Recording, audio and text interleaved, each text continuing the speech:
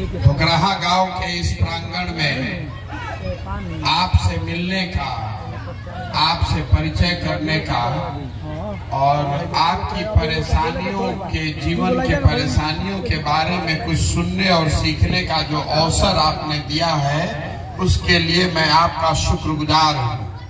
आपके भरोसे के लिए भी और इस सम्मान के लिए भी। मैं बंगाल में 2 साल रहा हूँ, बंगाली समझता हूँ, बोल नहीं सकता हूँ लेकिन बंगाली समझता हूँ।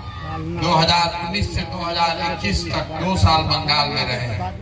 वहाँ बांग्लादेश से आए हुए शरणार्थियों की स्थिति बहुत बड़ी है, क्योंकि ज्यादातर लोग जो बांग्लादेश से आए उसमें करीब 90% लोग बंगाल में ही रह गए।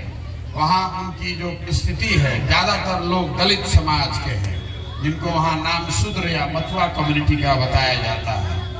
करीब 2 करोड़ लोग ऐसे हैं जो आपने कहा कि रातों रात तो सोए हिंदुस्तान में और जगह तो बांग्लादेश में, फिर पाकिस्तान में, फिर बांग्लादेश में हो गया, क्योंकि वहां पर करीब 1 दिन में लोग वहां से नहीं आए हैं।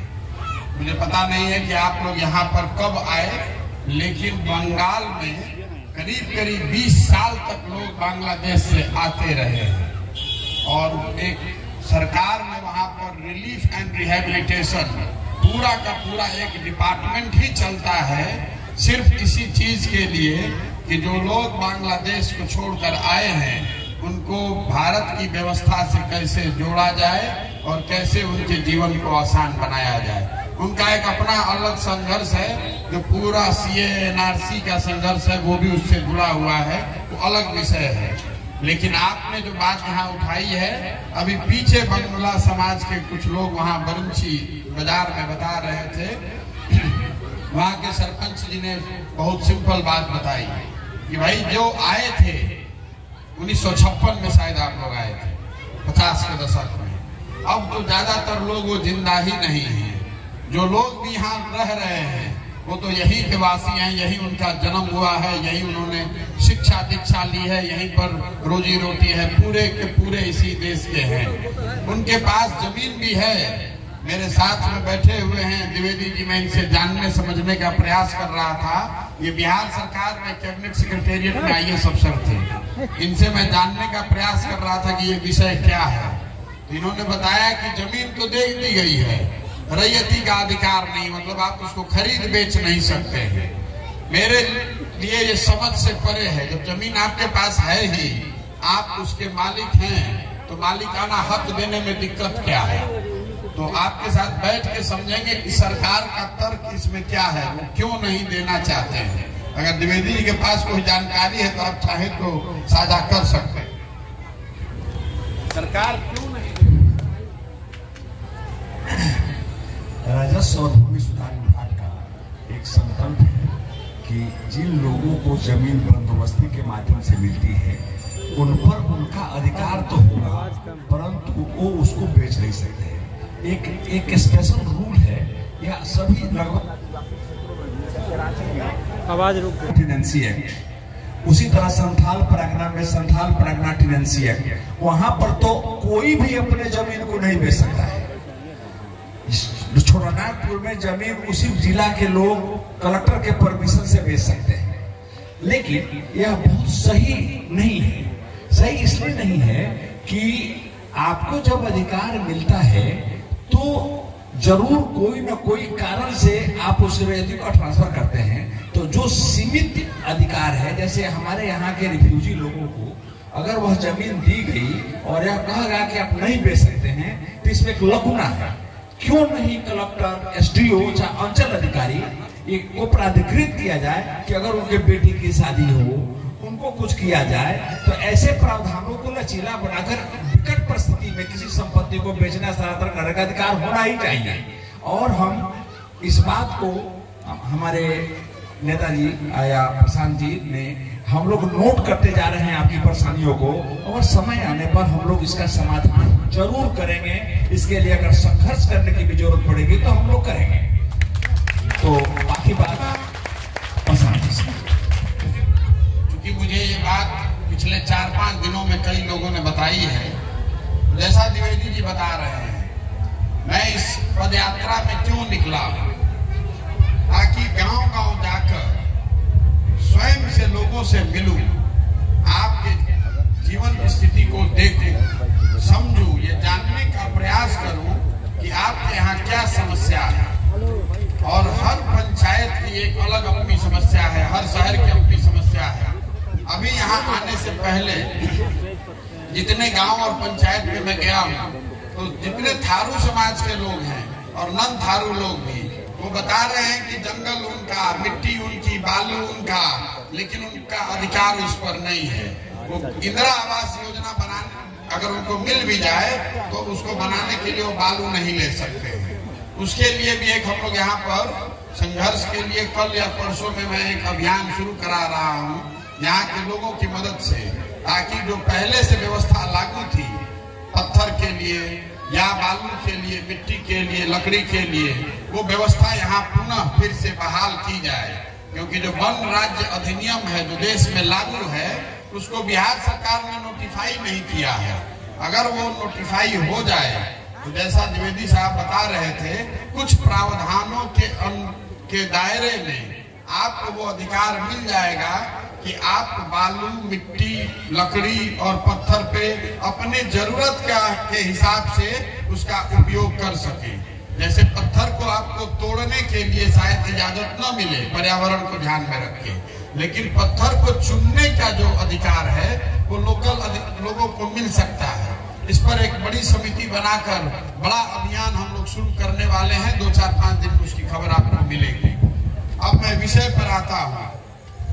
जैसा कि आपको पता है, ये एक संकल्प लिया है, ये काम शुरू किया है, 3500 किलोमीटर पैदल चलने की बात है। एक बार भितिहरवा आपके बगल के जो प्रखंड है गौनाहा, वहां से चलना शुरू किया है और आने वाले कई महीनों, सालों, 1-1.5 साल तक पैदल चल के बिहार के हर गांव, हर शहर, हर प्रखंड में पहुंचने का प्रयास है, ताकि लोगों की समस्याओं को समझा जा सके, लोगों की स्थिति को सही मायने में समझा जाए। ऐसा क्यों जरूरी है? क्योंकि आप हर 2 साल 3 साल पर वोट देते हैं। वोट देते हैं ना, सबको वोट देते हैं, सत्ता बदल जाती है, नेता बन गए, मंत्री बन गए, मुख्यमंत्री बन गया, कोई प्रधानमंत्री बन गया। उनसे जाकर अगर बात करेंगे तो आपको बताएंगे कि हमने तो सारा काम कर दिया, विकास हो गया। आप नीतीश कुमार जी से जाकर बात कीजिए तो बताएंगे कि बिहार में प्रशांत जी कुछ बाकी नहीं है, सब कुछ हमने 17 साल में कर दिया। लेकिन जमीन पर जब आप आते हैं तो आपको स्थिति बिल्कुल उलट दिखती है। लोग परेशान हैं, विद्यालय नहीं है, अस्पताल नहीं है, रोजगार नहीं है, रहने की जगह नहीं है, नालियों में, गलियों में पानी भरा हुआ है, कीचड़ भरा हुआ है। आप जैसे अलग अलग जो छोटे ग्रुप हैं, इनकी अपनी समस्याएं हैं। ऐसे हर पंचायत में, हर शहर में मेरा ये अनुभव है कि हर व्यक्ति की, हर समाज की अपनी समस्या है, इसको समझने की जरूरत है। इसीलिए ये पदयात्रा का संकल्प करके चले हैं, ताकि लोगों के बीच जाकर लोगों की मदद से ही ये समझ बनाई जाए कि अगर कल मौका मिलता है तो कौन कौन सी चीजें ऐसी हैं जिसको करने की जरूरत है। दूसरी बात, भैया इधर आ जाइए, कैमरा वाले इधर आ जाइए।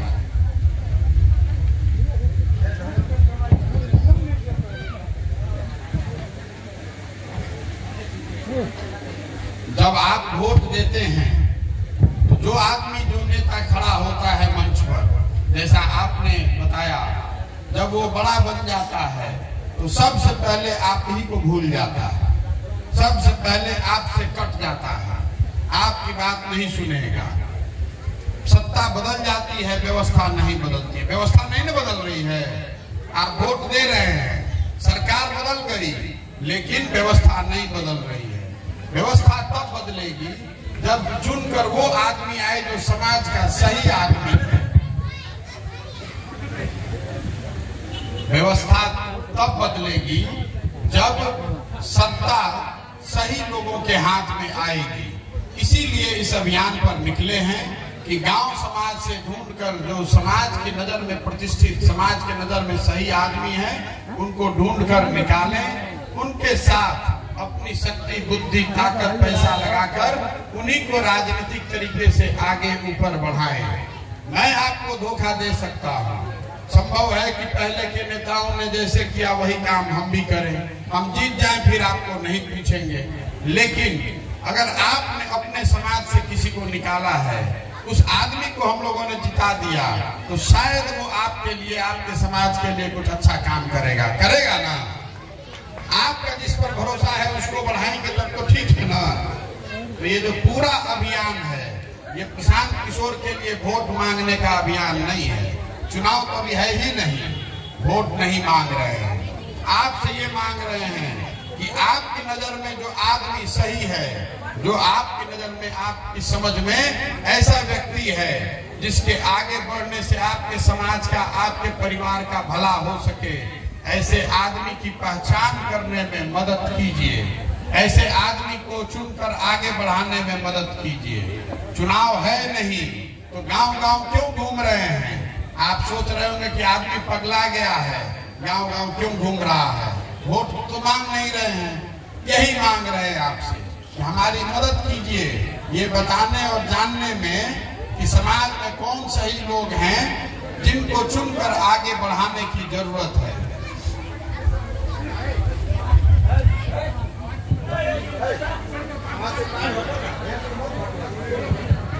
हुए हैं, कुछ लोगों ने मोदी जी को वोट दिया होगा, कुछ लोगों ने नीतीश कुमार को वोट दिया होगा, कुछ लोगों ने लालू जी की पार्टी को वोट दिया होगा। दिए हैं ना?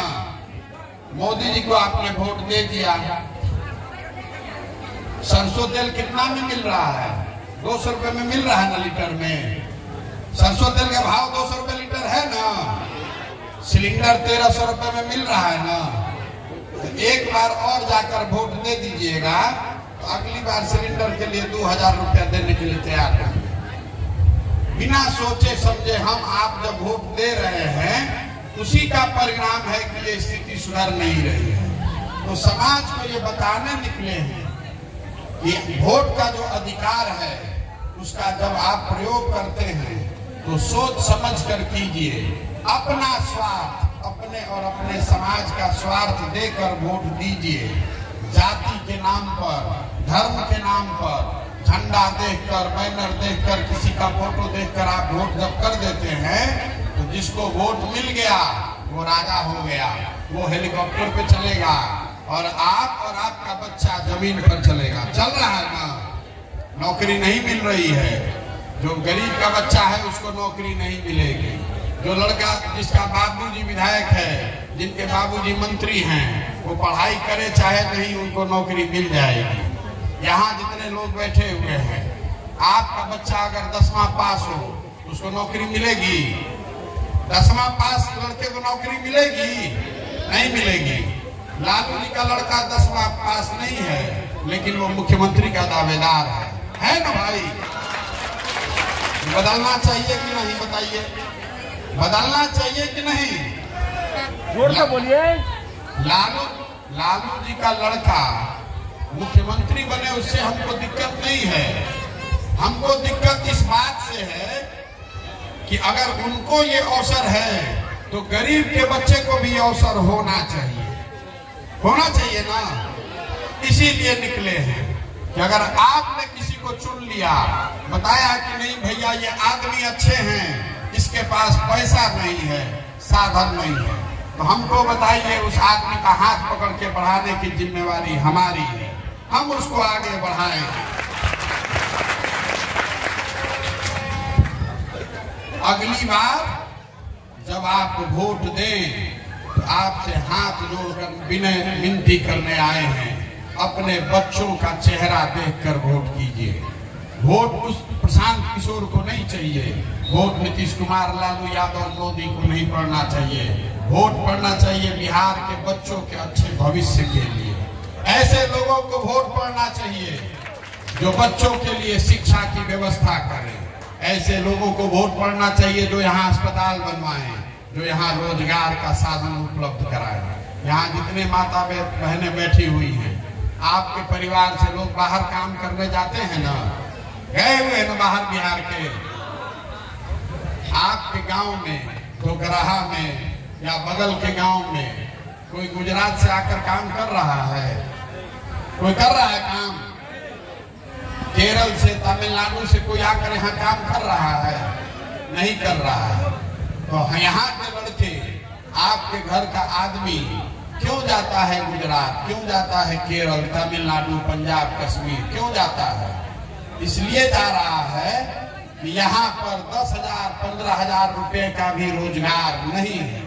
नहीं है ना?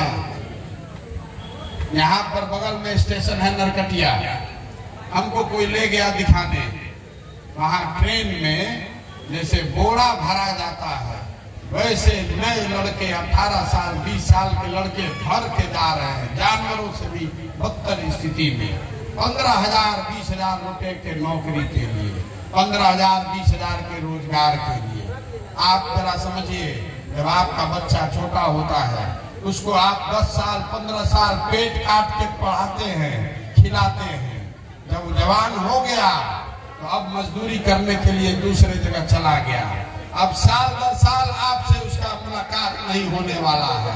साल में एक बार आता है, छठ में, दुर्गा पूजा में, कभी 20 दिन 25 दिन के लिए आया, पूरे साल वापस फिर आने वाला नहीं है। जब तक शरीर में ताकत है, 40 साल 45 साल 55 साल तक लड़के बाहर काम कर रहे हैं और वहां से पैसा भेजते हैं तो आपका परिवार चलता है। जिस दिन थक जाएगा वो वापस आएगा और उस घर में फिर जो नया लड़का है वो बाहर जाएगा। हो रहा है ना? ये पिछले 30 40 50 साल से हो रहा है ना। जब दूसरे किसी राज्य के लड़के यहाँ नहीं आ रहे हैं तो बिहार के लड़के भी बाहर नहीं जाने चाहिए।